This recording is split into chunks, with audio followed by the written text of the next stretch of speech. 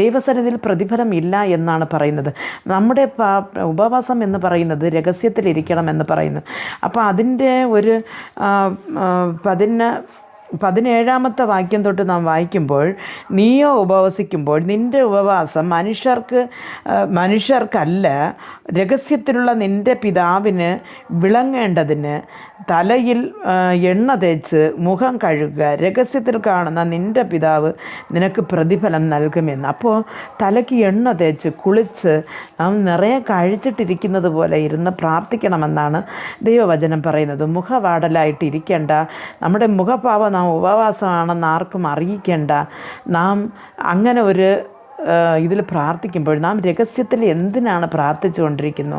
നിർബന്ധമായിട്ടും അതിൻ്റെ ഒരു പ്രതിഫലം കർത്താവ് നൽകുമെന്ന് വചനം നമ്മോട് പഠിപ്പിക്കുമ്പോൾ നാം ആ ഒരു വചനത്തിന് കീഴ്പ്പെട്ട് നല്ലൊരു ഉപവാസം ചെയ്യുവാൻ കർത്താവ് നമുക്ക്